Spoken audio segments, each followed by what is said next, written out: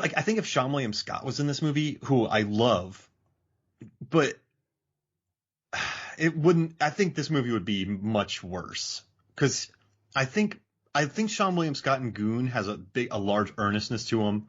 I like him a lot, and I love him. Listen, I love Seann William Scott, but in this movie he wasn't right. So I think this movie would be a much lower rated if he was in it. I think so. I think he would have been less game for the stunts as well. Knoxville seems like ideal for this because I mean, there's so many of the action sequences where you have Jackie Chan and Johnny Knoxville's faces in the shot because it's really them in a barrel rolling down a hill or whatever it is they're doing. Whereas I feel like any other or most other actors would have a stunt double, understandably, because they're more concerned about their own well-being. Knoxville and Jackie Chan are like, no, kill us. just hit me in the face with a van door. Go on, do it again. Those are real piranhas? Yeah, sure. Yeah, it's such a barbecue sauce. Okay, it's such an inspired, and you should watch Shanghai Noon too with Owen Wilson. That trilogy. They're both really highly rated and they're good movies. I think I have seen the first one. It's been a while, and I have also I saw Jackie Chan in Cannibal Run. I did a little quick check. That's not really a Jackie Chan film. It's like I'm telling Shanghai Noon is fun. Okay. It's a fun movie. It's a good romp.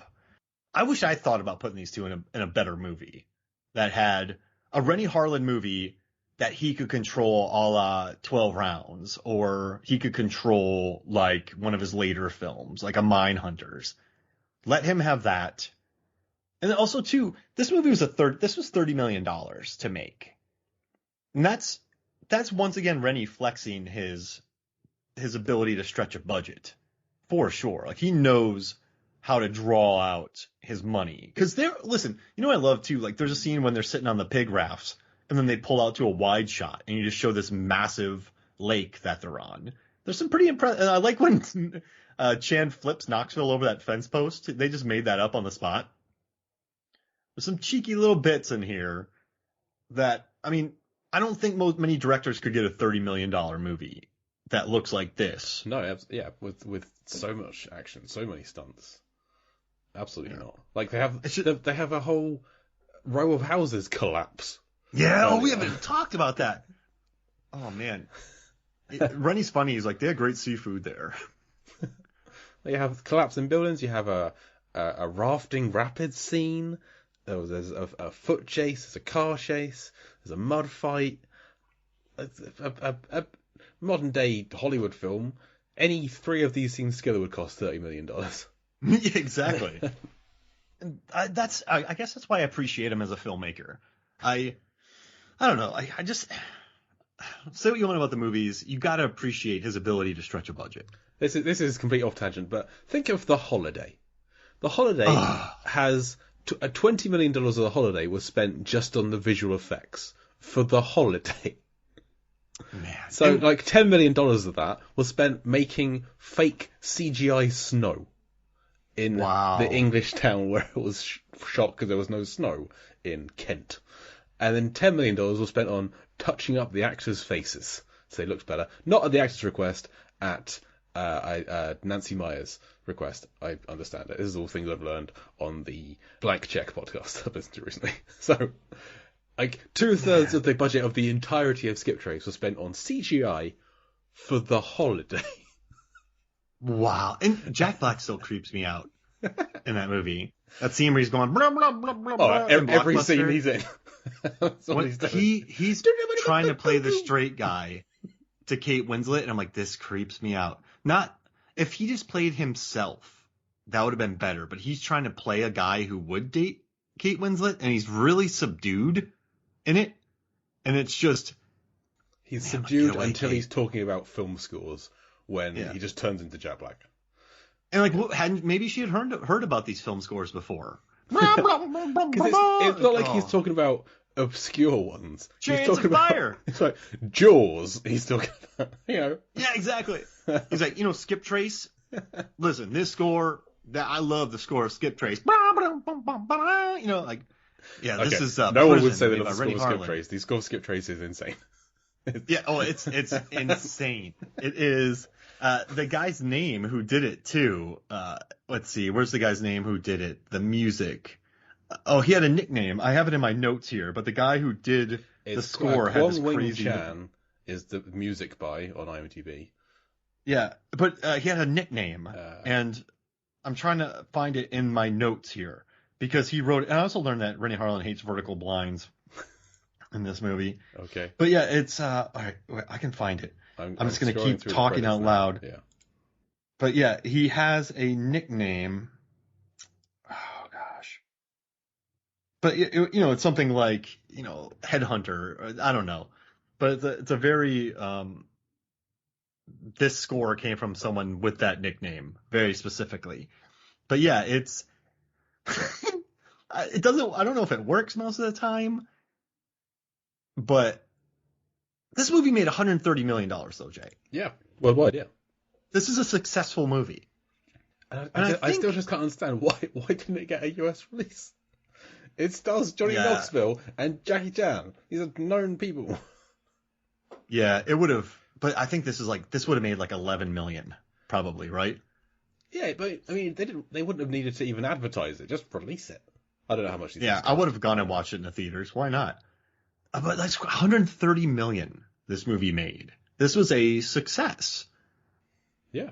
But listen, even after talking about it and just the total unnecessary Matador, it's basically a travel log. I mean, in one scene, you have the candles that you light and you send up, which Johnny Knoxville burns, and then you have the mud, and then you have the singing. It's very like a sampler plate of the continent, of the country, but the countries actually, because there's multiple countries. But I don't know. It's still this. I'm telling you, man, just the idea of them together makes me happy, and that really makes it worth it. Like, I own it now. I have the commentary. I'm happy. It's in my collection. It's cool. It's sitting on top of Roadhouse right now, and I'm proud of that fact. Yeah, and hey, so Jay, I just want to go over something with you real quick, and I want to see what you think about it. Is his nickname Comfort? No, is that what it says? I couldn't see anything in the credits, but I've just googled Kwong Wing Chan nickname and Comfort has come up. Then that must be it. Yeah, his name is Comfort Chan Kwong Wing. Is his full name? Yeah, he must call himself Comfort. Yeah. So maybe that's what it was. Do I have that written in here? But yeah, I could have sworn I wrote that down. But I just want to run something by you real quick. Okay. My friend, he's in the Wet Bandits. They are an improv troupe, and they're going to be performing at a movie theater, and they actually sold out.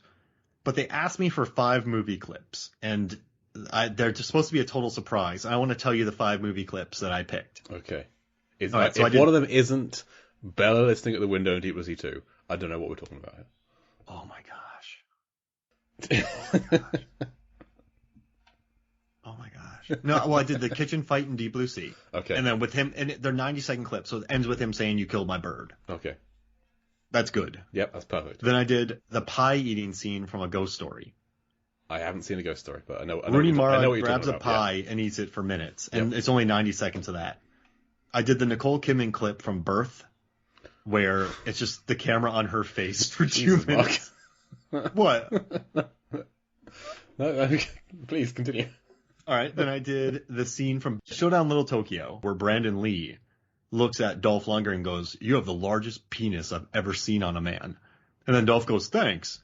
Brandon Lee is one of the amazing actors, is forced to tell Dolph Lundgren he has the largest penis he's ever seen on a man. Okay. While Dolph Lundgren's holding nunchucks. No, size, like Raphael. And then I did, what else did I have? I had the orphanage scene where the kid attacks her in the hallway. Okay, yeah. That one seems pretty good. And I sent him 6 and told him to pick 5. But what do you think? Think those are pretty good? I like him. I'm trying to think what 90 seconds you could have used from Skiptrace. Oh, that's an interesting exercise. Like, pick a film and what 90 seconds would you use if you had to what would you do? I would the Notebook scene. Maybe. I mean, I like the factory fight. I feel like there's I would do the Russian nesting dolls and probably cut it before the double Ds. Yeah. Yeah, because if I just saw that 90 seconds, I would laugh. That's funny. Or there's like the Jackie Chan with the dog at the start is a fun sequence as well. Or when he kicks out Jackie, and then Jackie catches up to him. Yeah, with the 3-wheeler. I would do the drowning scene where the dad goes like, take care of my daughter, and then he dies. No context whatsoever. Play that scene. I think that works. Yeah, because I mean, even with context, there's still a kind of a wait. What is he doing? Why is he doing that? I mean, okay, but So yeah, I think without context, that's even better. But you mentioned earlier Renny Harlin just using what is available to kind of free production design. When they're having the conversation and the horse starts defecating. Yeah. And Jackie Chan just starts riffing on it. It's like, see? Because I like that they kept that in. That was very much a blooper. They did not train that horse to do that at that moment. And I like that they rolled with it and kept it in. So that was good. I mean, that's the professionalism of the crew, right? Yeah. I mean, if life hands you some poop, go with it. Exactly. You know, just roll with the like, you know, it's not a crappy shot. Make some fertilizer out of it. So I think if I had to pick one biggest problem with Skiptrace, it's the villains. The villains are unmemorable, terrible. This is the kind of film that needs a real scenery chewing, an Alan Rickman kind of thing. It's just someone who is really sticks in your mind. If you've got such charismatic leads as Jackie Chan and Johnny Knoxville, you just need someone to fight off against. The kickboxer lady's cool. Yeah, and but that's it. Eve Torres, who is a villain. She's awesome, isn't she? Half of the film. She's kind of a badass. She's like, great. The physicality of her in this movie, though, the kicks. Like they show a wide shot of the two of them throwing kicks at each other's, but they're like, that's. I wanted more of their fighting because they're bad. Like I want more of them in movies to watch those fights. Like they were crushing it. I would say she's not the best actress and not the best Russian accent, but for physicality, she's great. Yeah, I feel like she could be in the Fast and Furious franchise. In they had Ronda Rousey in one. They had whatever. She'd have been better. Yes, she would. I agree. But they always seem to put in these kinds of former wrestlers or MMA fighters in there, and she would fit into that role, I think. Oh, but there's a wide shot of them just throwing kicks at each other. Yeah, it's great. And I did like Renny though. He's very normally respectful on the credits, but he just kept talking about the Taekwondo expert Zoe. Right. He's like, man, look at those legs. And I'm like, oh, come on, Renny. Oh, I think he was meaning it like she's a karate expert and you could Yeah. see him, but I'm like, Renny, you're piling it on a little bit, bruh. But yeah, I mean, it was good that there's a scene of somebody naked in a shower, but it's a guy. It's during the houses collapsing at the start, so that could easily have been just it's very immature, silly joke.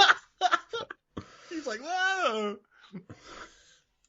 I do enjoy just how much Johnny Knoxville spends the entire film just being thrown around and chucked over fences, and he doesn't really participate in any fight, and apart from one where a guy grabs his foot and he does this flying kick into the guy's face, and then the little giggle that he gives afterwards, I did something and it worked. But every other scene, he's just you're being pushed down some stairs or chucked into a barrel or throw over here. He's just in the way. He falls on his back after kicking that guy too. He just thuds on the ground, but he's successful. He's successful, and it made him happy, so that's good. And also too, Jackie Chan didn't want to punch him in the face in the car.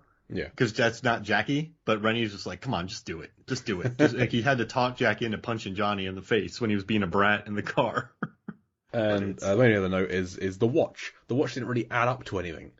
Nothing. It's so frustrating because it's a thing all the way through the film. It's his friend's watch, and he's got to try and keep it. And it turns out Joe Knoxville, they had to sell it to get the car, and Joe Knoxville stole it back. He was going to give it back to him, and in the end, it's just kind of gets destroyed, and then that's it. That was. I will say I really like the authenticity of the locals in this. Where they went. The guys they buy the car off of is great. Oh, he's the best, isn't he, with the card? And just like the kid, the child actor, he had never acted before, but like everything's. I just felt like those locals really make the film kind of drip with authenticity. I love those guys trying to sell him that three. Didn't you say it was a 2012? Yes. That 2016 and 2012. And the credit card didn't work. Like I liked him. Like there's enough in here for me to like. But yeah, it's 5.7's right. IMDb 5.7. You got it. So one thing I like to do is compare this film to Deep Blue Sea. I have a list of how Skiptrace is like Deep Blue Sea. Obviously directed by Renny Harlin. There's a sacrificial high jump into water at the start, which then leads to a tall explosion from the water, just like at the end of Deep Blue Sea. Buildings collapse, on fire, explode. There's a scene in an elevator. There's a peeing joke. How Stellan Skarsgård is peeing into the wind. Here, Johnny Knoxville has his face smushed into a toilet, and he says, "Why did I have asparagus?" He opens his mouth where he gets his face pushed into the toilet. You never do that. You don't never. Do